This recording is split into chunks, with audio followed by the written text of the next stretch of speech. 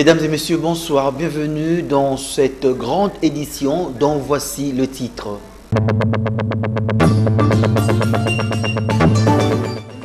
Les Quinois peuvent se frotter le main. Plus de 400 bus ont été remis à l'entreprise publique de transport Transco par le chef de l'État ce samedi 13 février sur l'esplanade du boulevard Triomphal.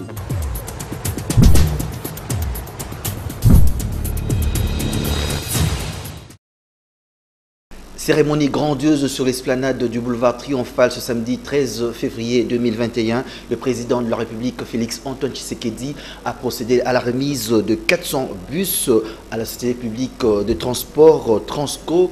Témoins de l'événement, Papi Katassi et Précieux Mangonzoy. Un ouf de soulagement, bouffée d'oxygène en version peuple d'abord à l'endroit de l'établissement public de transport Transco. L'action sociale et salvatrice est signée Félix Antoine Tshisekedi Tshilombo qui vient de doter cette entreprise publique de l'État de 330 nouveaux bus des marques Volvo Marco Polo.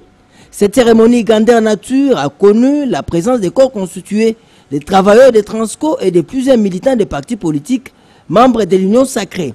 Pour le gouverneur de la ville-province de Kinshasa, Jantini Ngobila Mbaka, il a évoqué la volonté ferme du chef de l'État par ses gestes de voir améliorer la desserte en transport en commun dans sa ville. Comme vous pouvez le constater tous, la cérémonie de ces jours relative à la mise dans le réseau du transport urbain des 330 bus de la société Transco, acquis sur fonds propres du gouvernement de la République, constitue un motif de fierté pour le peuple congolais qui, à mon sens, a bénéficié d'un don particulier du ciel, celui de voir l'élévation à la tête de notre pays de son Excellence Félix Antoine Tshisekedi Tshilombo, chef de l'État. Dans son intervention, Blackson Bongi, directeur général de Transco, a salué la vision de Félix Antoine Tshisekedi Tshilombo tout en précisant les caractères spécifiques de ces bus. À la population, nous demandons le respect des consignes de voyage. Cela n'est pas des contraintes, mais plutôt des éléments qui devaient nous aider à pérenniser et à faire durer ces bus dans son utilisation. Didier Mazenga, ministre des Transports et Voies de Communication, a au nom du gouvernement de la République remercié le chef de l'État d'avoir doté cet établissement de bus Pimpaneuf pour son redécollage. C'est ici pour moi l'occasion d'inviter les dirigeants de Transco et à travers son personnel à ne pas considérer cette acquisition comme un point de site, mais plutôt comme le début des challenges nouveaux qui s'offrent à vous, en vue de permettre à l'ensemble de notre population de circuler et de voyager dans de bonnes conditions. À titre de rappel, Transco, créé en 2013, n'avait jusque-là que 45 bus dans son actif. Ces 330 bus aux 110 qui vont s'ajouter fin février 2021 permettra à cette société d'accroître sa capacité et de desservir les lignes interprovinciales. Ces bus Transco disposent de 37 places assises, 31 debout, un bus multifonctionnel dans sa version application. Et puis en marge de cette cérémonie de la remise de bus, quelques réactions que nos témoins de cet événement ont pu glaner pour vous. Suivez. Le chef de l'État vient de marteler de 330 bus Transco neufs.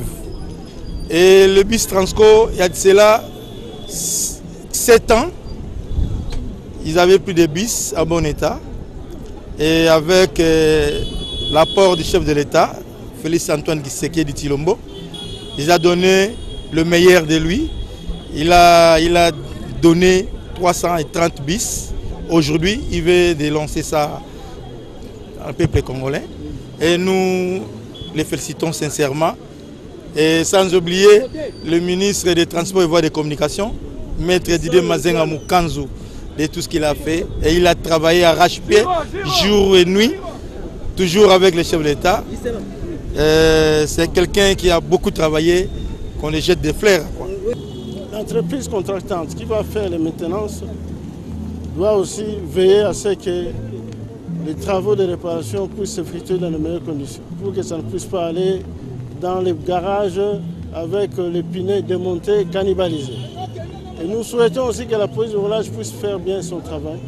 Et enfin, le civisme pour les usagers qui sont les Quinois, qu'ils puissent veiller à ce que ces bus puissent rester en train de rouler dans de meilleures conditions. Le civisme est vraiment recommandé pour qu'il n'y ait pas de vandalisme, qu'on n'ait pas de jets de pierre, qu'on ne puisse pas brûler les bus, que les étudiants aussi fassent attention par rapport à ça. C'était une belle cérémonie. Comme d'habitude, le président réalise ce qu'il a promis. Nous souhaitons qu'il continue comme ça. Je profite pour le féliciter pour sa présidence de l'Union africaine. Tout à fait autre chose à présent. À 30 jours de la rentrée parlementaire, le président de la République, Félix Antoine Tshisekedi, a accordé une audience aux membres du bureau définitif de l'Assemblée nationale. Les détails avec nos confrères de la presse présidentielle. Élu le 3 février dernier et installé le 9 du même mois, le nouveau membre du bureau définitif de l'Assemblée nationale ont été reçus en audience ce vendredi au Palais de la Nation par le président de la République, Félix Antoine Tshisekedi Tshilombo. Pour ce premier contact entre le garant du bon fonctionnement des institutions et ses représentants de l'institution législative, tout a commencé par la présentation au chef de l'État des membres du bureau de la Chambre basse fraîchement élus. Cette rencontre a ainsi permis au président de l'Assemblée nationale qui conduisait cette délégation de transmettre au chef de l'État un rapport écrit et détaillé de la session extraordinaire clôturée le 3 février 2021. Nous sommes venus dire au chef de l'État que voici le nouveau bureau, nous sommes venus nous présenter et prendre l'engagement que nous sommes prêts à accompagner toutes les réformes en tant qu'institution législative, réformes qui vont aboutir à l'amélioration des conditions économiques et sociales de notre pays et de notre population. Et l'Assemblée nationale a un rôle à jouer. C'est donc cette nouvelle équipe qui va diriger la plénière devant investir le prochain gouvernement. Et pour Christophe Mbosso, la formation du gouvernement est une question urgente au regard de nombreuses attentes de la population. Nous avons dit au chef de l'État que la mise en place du gouvernement, la formation du nouveau gouvernement est une question urgente parce que nous sommes à 30 jours de l'ouverture de la session de mars. 2, les attentes de la population sont nombreuses. Le peuple congolais ayant adhéré à la politique de l'union sacrée prônée par le chef de l'État, cette population attend beaucoup. Elle attend des solutions à ces problèmes. Donc nous estimons, nous au niveau de l'Assemblée nationale, que la mise en place du nouveau gouvernement ne doit pas traîner. Les matières à traiter lors de la session ordinaire de mars au Parlement s'annoncent donc très abondantes, une session qui devra s'ouvrir dans environ 30 jours. Après 2 mois d'arrêt forcé de cours, les écoles et les universités ouvrent à nouveau leurs portes ce lundi 22 février courant. C'est la grande décision prise par le comité multisectoriel de lutte contre la pandémie de Covid-19, entérinée par le chef de l'État Félix Antoine Tshisekedi au cours de la séance de travail de ce vendredi au Palais de la Nation. Cette décision est la conséquence de l'amélioration de la courbe épidémique de la deuxième vague de Covid-19 en République démocratique du Congo. D'après le secrétaire technique de riposte, les mesures prises par le chef de l'État, Félix Antoine Tshisekedi, en décembre 2020 face à la deuxième vague ont porté leurs fruits. Il s'observe actuellement une baisse sensible de cas de contamination, a dit le vice-premier ministre, ministre en charge de l'Intérieur, Gilbert Kankondé Malamba, qui a annoncé cette décision. Cependant, la pandémie n'étant pas encore été vaincue, l'observation de mesures barrières est indispensable, a ajouté le VPM Kankondé. Par ailleurs, la mesure de couvre-feu de 21h à 5h du matin est maintenue. Suivez à présent ce compte-rendu du vice-premier ministre, ministre en charge de l'Intérieur, au sortir de la rencontre avec le président de la République. Le comité sectoriel de lutte contre la pandémie de Covid-19 a examiné le rapport du secrétariat technique. Il apparaît dans ce rapport que les mesures prises par les chefs de l'État en date du 18 décembre 2020 ont porté leurs fruits. Une baisse sensible des cas de contamination a été constatée. Par conséquent, les décisions suivantes ont été prises. 1. La reprise des activités scolaires et académiques sur l'ensemble du territoire national à partir du lundi 22 février 2021. 2. Maintien du couvre-feu sur l'ensemble du territoire national de 21h à 5h du matin. 3. Maintien et renforcement des mesures barrières que tout le monde connaît. Voilà l'essentiel des conclusions auxquelles la réunion de ce jour du comité multisectoriel est arrivée. Direction province de l'Ituri, où il y a eu début effectif de travaux en atelier entre différentes composantes du gouvernement provincial et la délégation conjointe Banque mondiale présidence de la République ce jeudi 11 février. Au cœur de ces assises, les priorités et l'appui des projets prioritaires à financer par l'institution de Bretton Woods. Suivant. La délégation conjointe Banque mondiale, présidence de la République et les composants du gouvernement provincial ont identifié jeudi 11 février 2011 les différents projets considérés prioritaires de l'Ituri. Il était question pour les parties prenantes de localiser son appui en vue de l'exécution de la nouvelle approche DDR communautaire initiée par les gouverneurs des 3 provinces de l'Est, à savoir l'Ituri et le Kivu.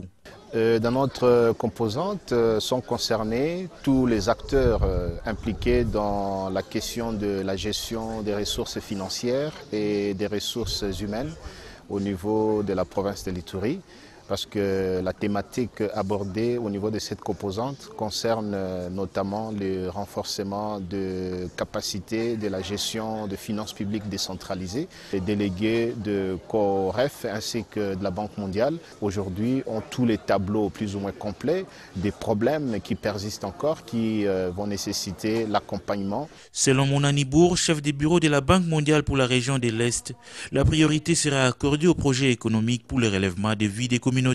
Nous allons travailler surtout sur les questions réinsertion économique et relèvement communautaire. Donc, comment est-ce qu'on peut aider les communautés affectées par le conflit, ceux qui peuvent accueillir aussi les ex-combattants. On a discuté des différentes modalités d'appui, comme les petites subventions pour développer les activités génératrices de revenus. Et donc, on essaie d'apprendre, comprendre toutes les expériences qui l'Ituri a déjà connues pour en tirer des leçons et pour proposer les activités qui peuvent vraiment marcher sur le terrain dans les conditions actuelles. À noter que la réalisation de ces projets passe par plusieurs étapes, notamment l'évaluation, la négociation avec le gouvernement jusqu'à l'approbation du conseil d'administration de la Banque mondiale. Toujours en Ituri, une délégation de membres du gouvernement provincial de la province sœur du Nord Kivu séjourne à Bunia. Elle a été reçue par le gouverneur Tony Nzolameso.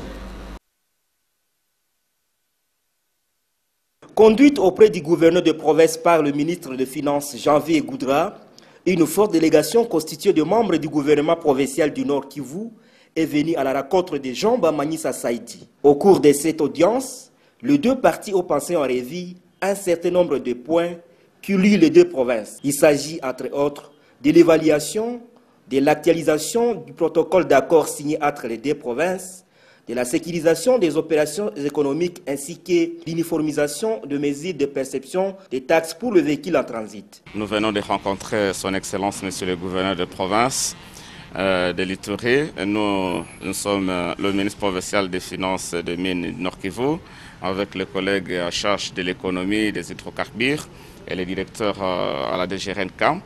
Nous sommes venus en Ituri pour rencontrer son Excellence, Monsieur le gouverneur, dans le cadre de la coopération interprovinciale. Comme vous le savez, le Nord-Kivu et l'Ituri sont deux provinces sœurs qui ont l'obligation de collaborer toujours dans tous les domaines. Et aujourd'hui, sur le plan fiscal, nous sommes venus nous entretenir avec l'autorité provinciale, puisque leurs excellences, Monsieur le gouverneur du Nord-Kivu, ainsi que celui de l'Ituri, sont soucieux de l'amélioration du climat des affaires. Et aujourd'hui, nous sommes venus discuter et partager autour des relations qui doivent nous caractériser sur le plan fiscal pour que les opérateurs économiques de la province Nord-Kivu et ceux de l'Ituri puissent travailler dans la quiétude et dans l'intérêt commun des deux provinces. Très enthousiasmé par cette rencontre, Jean Bamanissa Saïdi assure à ses hôtes une franche collaboration avant de leur souhaiter plein succès pour la réussite de leur mission en Ituri. Une réunion d'harmonisation de vues entre les deux parties a sanctionné le séjour de cette délégation. Autre chose, l'Union pour la nation congolaise, UNC, Fédération de l'Équateur, a organisé une messe d'action de grâce dans la paroisse Saint-Paul apôtre de Mbandaka 3 pour demander à Dieu la grâce au sujet de la libération de leur leader Vital Kamerhe. D'après le président fédéral Henri Lobondo, l'arrestation de leur président national est injuste. José Maza Osukuma. Messe d'action de grâce ce samedi 13 février dans la paroisse catholique Saint-Paul-Apôtre de Mbandaka 3. Le président fédéral de l'Union pour la nation congolaise, UNC, province de l'Équateur, Henri Lobondo Bokelo, a sollicité ce culte pour implorer la grâce divine en faveur de Vital Kamerhe, dont son procès en appel est prévu ce lundi 15 février à Kinshasa. L'INC Équateur crie sur l'innocence du président national de l'INC, Vital Kamerhe. Le cadre de l'INC Équateur, la Ligue des femmes de l'INC, conduite par Madame Katiboussa, la Ligue des jeunes, tous réunis autour du président fédéral Henri Lobondo Bokelo, ont prié Dieu pour que Vital Kamerhe soit libéré. La messe de cette circonstance était dite par le père Louison Baboukou, secondé par le père vicaire André Mboko et de l'abbé Fidèle Bolampanzé d'Irebi. Alors nous allons joindre notre correspondant Patrick Mangala à partir de la province de la Chopo. Patrick Mangala, bonsoir. Bonsoir José Moussangana. Oui Patrick, vous avez eu à réaliser un film intitulé La pastorale dans l'archidiocèse de Kisangani pendant les confinements. C'est ça le titre que vous avez sorti d'ailleurs le vendredi 12 février. Est-ce qu'on peut connaître, on peut avoir une idée en termes de synopsis?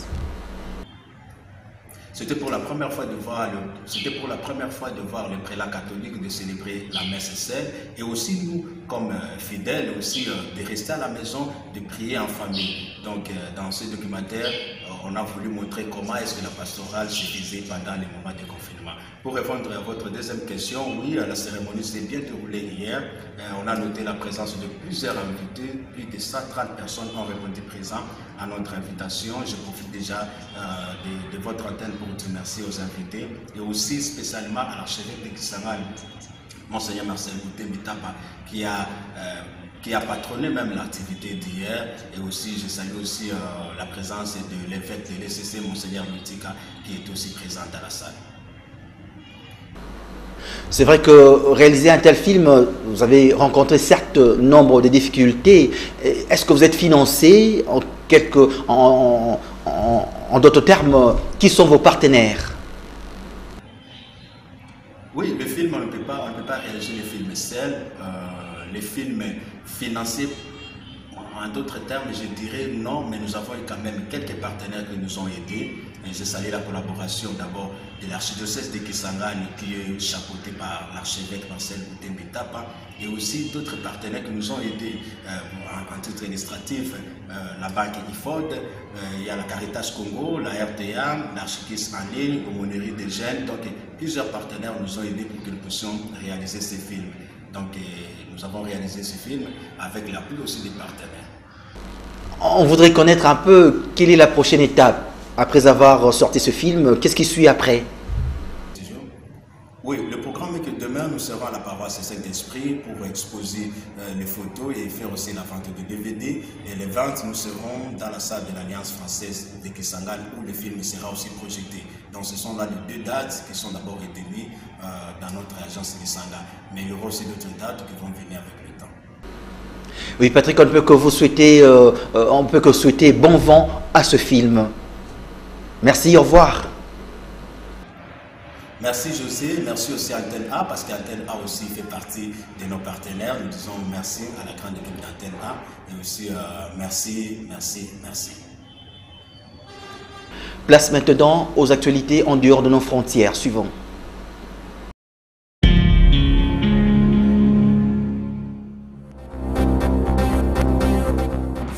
En Centrafrique, le russe Valery Zakharov, conseiller en sécurité du président Faustin Archange Touadéra, a appelé les rebelles à menotter et à livrer leur chef à l'armée. Les forces pro-gouvernementales ont repris d'importantes villes aux rebelles de la coalition des patriotes pour le changement. Au Mali, un des 28 casques bleus togolais blessés mercredi dans une attaque contre leur camp dans le centre du pays a succombé à ses blessures, a indiqué l'ONU. Ce décès porte à 6 le nombre de casques bleus tués depuis le début de l'année dans la mission de paix de l'ONU, la plus meurtrière dans le monde.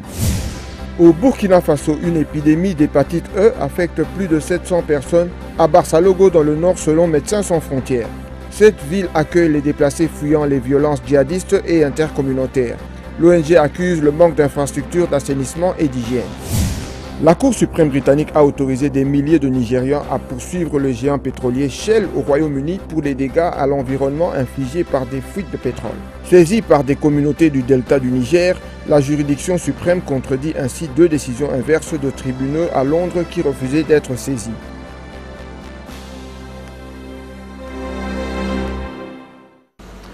Voilà qui met un terme à cette édition. Avant de nous quitter, nous vous proposons de suivre ce rappel de titre.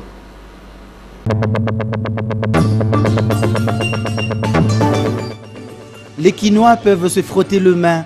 Plus de 400 bus ont été remis à l'entreprise publique de transport Transco par le chef de l'État ce samedi 13 février sur l'esplanade du boulevard Triomphal.